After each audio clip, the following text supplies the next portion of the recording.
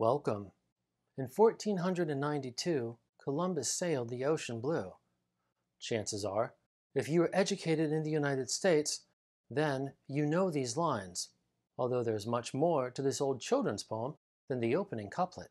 But familiarity risks hiding a genuine historical oddity. Christopher Columbus was never in North America. He didn't even come within eyesight of its shoreline. So why do Americans pay so much attention to him? Today, we'll take a look at Christopher Columbus, both as a historical figure and, more importantly, as a figure of legend, whose relevance to the history of the United States has been reinvented time and again for more than 2 centuries.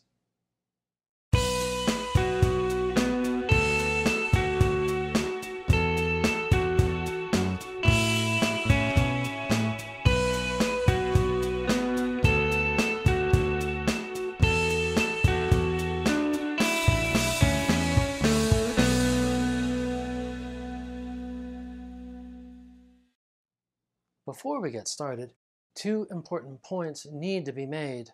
First is the problem of missing sources.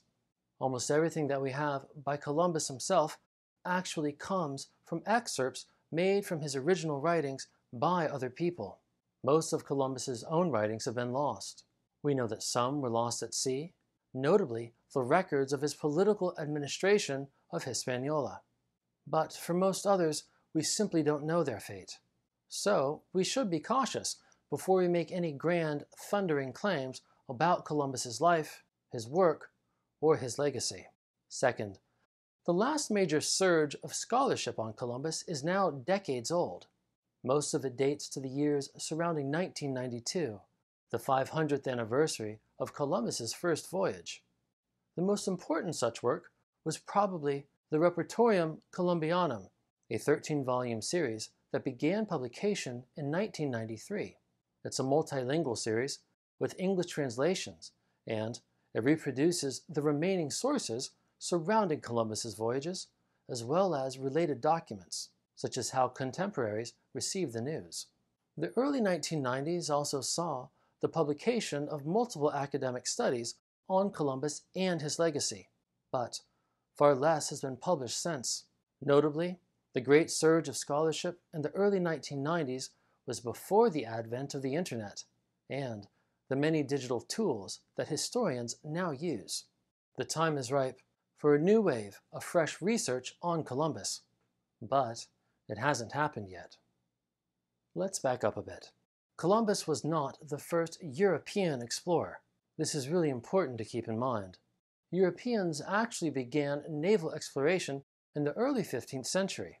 Americans emphasize Columbus, or more accurately, we overemphasize him, because he stumbled into what was soon called the New World. But by his time, Europeans had been sailing off in exploration for the better part of a century. So it might be helpful if we distinguish between the historical Columbus and what we might call the American Columbus. It's this latter, Americanized Columbus, whose history has given rise to many legends that, at a popular level, distort the historical Columbus, and which usually transform him into political football in the culture wars of the contemporary United States. In his own lifetime, Columbus mattered for one main reason. He sought to discover a shortcut to the Indies. But this is not what happened. Rather, he stumbled across islands in the Caribbean, and then later onto the coast of Central and South America. He did not know, and he could not have known, the size of these land masses, although, late in his life, he began to theorize that what is now called South America might be a continent. So here's why Columbus mattered. His European contemporaries believed, as Europeans had long believed, that there might be other lands beyond the European, Asian, and African continents.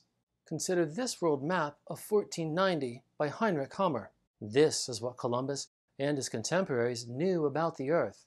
We see Europe, Asia, and Africa. Nonetheless, some believed that other lands might exist, and those lands were called Antipodes. Columbus truly believed, until the day he died that he had actually found a shortcut to the Indies. But many of his contemporaries rejected his interpretation of the Caribbean and its inhabitants.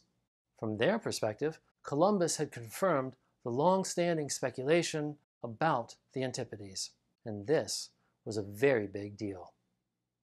Columbus made multiple voyages, 4 to be exact.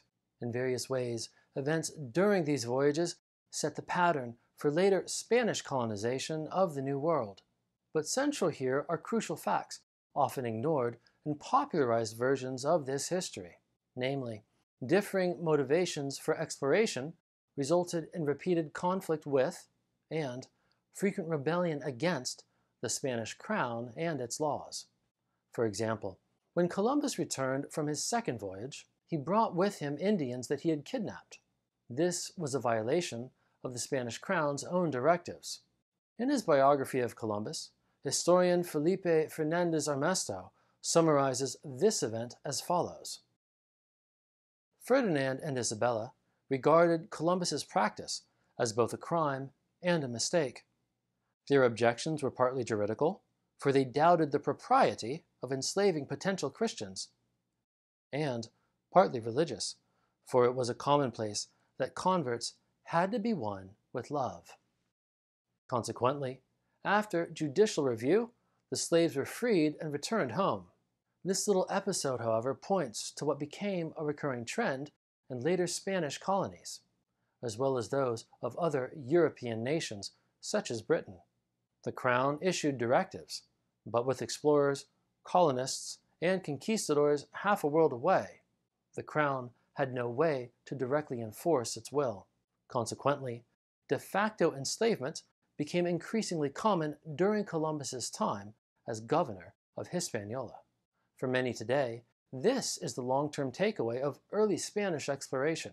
But it must be remembered that for contemporaries, it was no less important that royal commands were flouted, especially by those who sought to make a name for themselves in the New World. And, as every American knows, rebellion against the crown, whether that of Spain, Britain, or another European nation, would remain a live possibility for centuries to come. At this point, we're going to change our focus.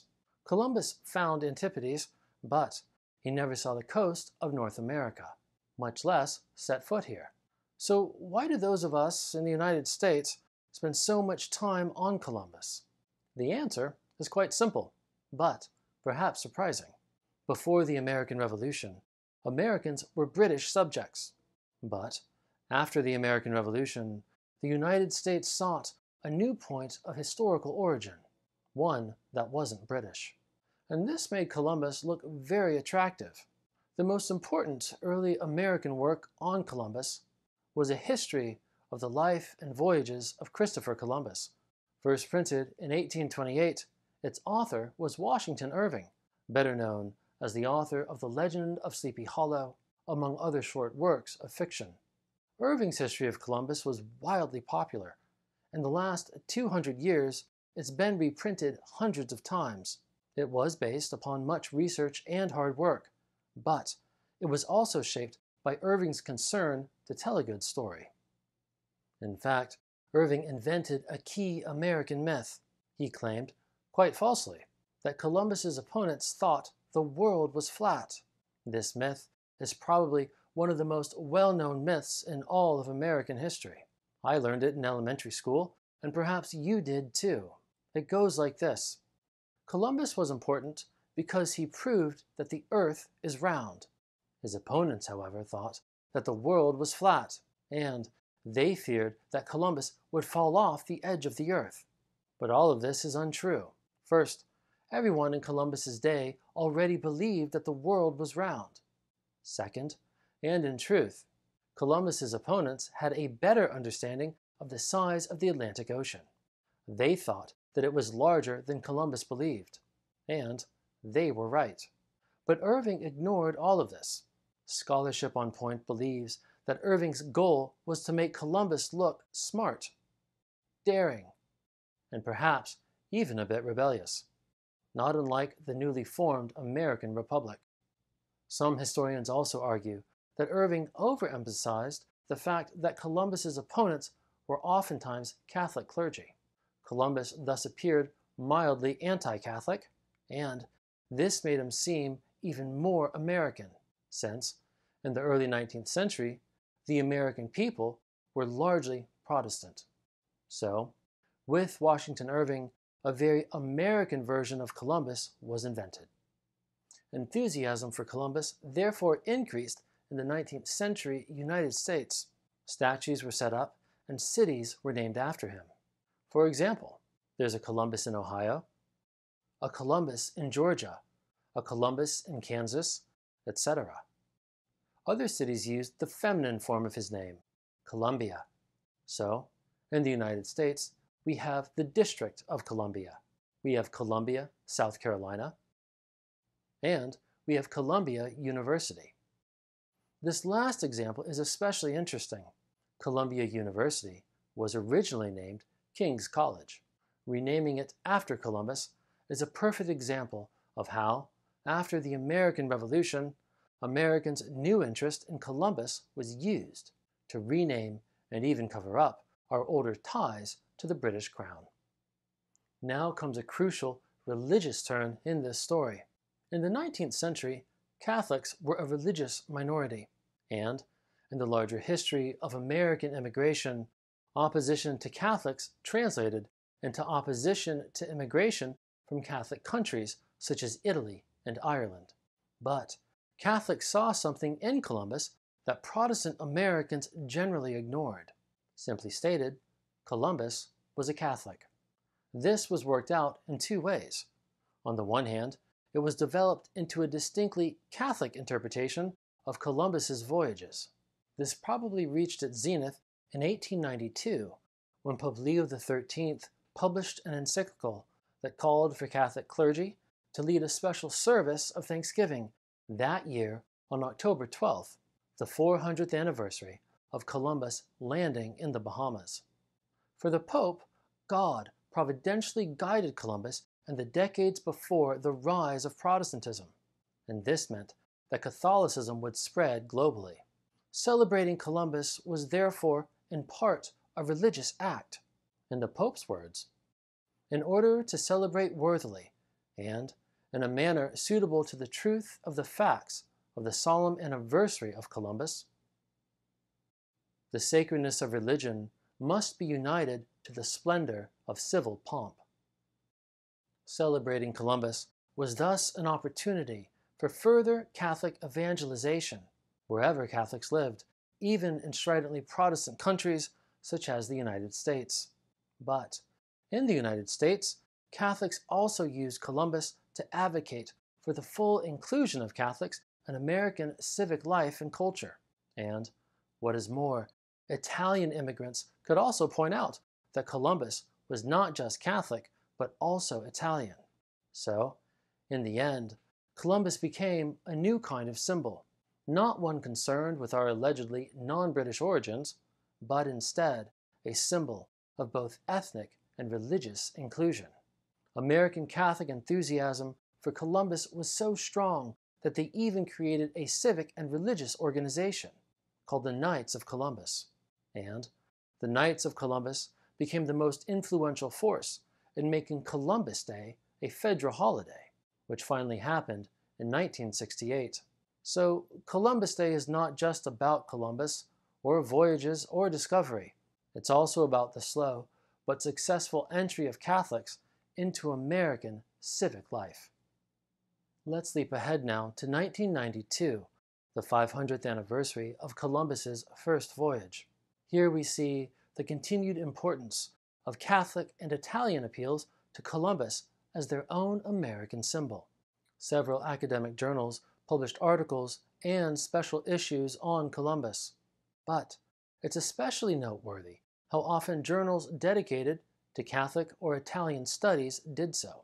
For example, in its autumn issue in 1992, the journal Italica published a special issue entitled Discoveries, a special issue for the Columbian Quincentennial. The journal Italian Americana did something similar. In its fall and winter issue that year, its 2 research articles were both dedicated to Columbus, and its book review section focused almost entirely upon the Italian explorer, with 13 of its 14 reviews looking at recent publications about Columbus in both English and Italian. Catholic journals were much the same. Between 1992 and 1993, the Catholic Historical Review published several articles on Columbus, and in its spring issue of 1993, the journal U.S. Catholic Historian published a special issue on evangelization and culture. The editor explained, "The Church's mission, amid the diverse historical circumstances of the cultures of North America, is the topic of this issue to commemorate 500 years of Christianity in this hemisphere." And yes, the same issue also contained an essay about Columbus, specifically how Columbus shaped American Catholic identity in the last decades of the 19th century. What Columbus symbolizes has changed from time to time and from group to group. We see this in more recent times too. For example, the phrase cultural genocide is sometimes now attached to Columbus's name. The history of Native American displacement is really quite complex, and it requires far more time than we have here. But, as a historian, I'm struck by this accusation for 2 reasons. On the one hand, it blames Columbus for things that he technically didn't do. I suspect the reason for this is because, as a symbol, Columbus's name is already well known. Having been praised in American mythology as a forerunner of the United States, he is just as easily transformed into the forerunner of how the United States treated Native Americans. On the other hand, the emotional force of this accusation probably depends on the collective weight of what we've already discussed. That is, the successive American mythologies that successively reinvented Columbus, first as a forerunner of American independence, and eventually as a symbol of religious and ethnic inclusion. As a symbol, Columbus's actual history is less important than whatever his name is used to symbolize. Perhaps ironically, attacking Columbus only reinforces the myth of Columbus as a larger-than-life figure. Only here, in this version of the myth, he's well known because of villainy, rather than heroism. All of this leads to ethical and political considerations well outside of historical scholarship. Nonetheless, the viability of such considerations should depend, at least in part, upon knowing historical facts. So what? Here, I just want to summarize the basic takeaways in what I've just discussed. First, Columbus never set foot in North America, and he never even saw the North American shoreline.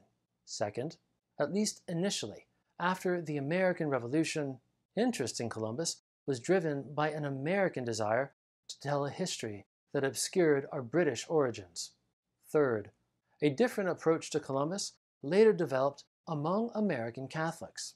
They saw in Columbus's religion, and sometimes his ethnicity, a symbol of their own inclusion as fully equal American citizens. These second and third points mean that the historical Columbus has often been less important in American history than the uses of Columbus as a cultural symbol. Consequently, more recent reinventions of Columbus, including those that are negative, focus on Columbus not as a historical figure, but as an American myth, and thus as a cultural symbol. Today, I tried to show that the historical Columbus and the mythical Columbus are 2 very different things. Consequently, the American obsession with Columbus says far more about us than it ever says about him.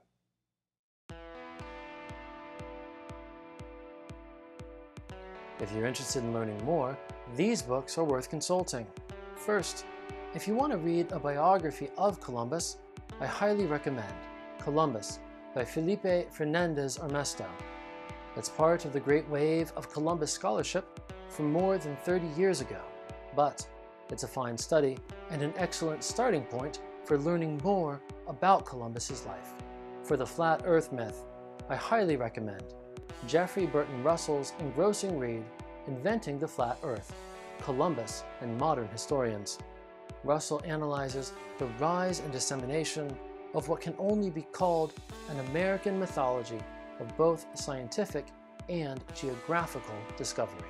Finally, my understanding of American Catholic interest in Columbus comes from the scholarship of Christopher J. Kaufman. He's published a number of journal articles on point, as well as several books. I haven't read his books, but his journal articles are fascinating. If you're interested in this facet of Columbus's legacy, check out Kaufman's work. That's all for now. Thanks so much for watching. Please hit the subscribe button, feel free to leave a comment, and I'll see you next time.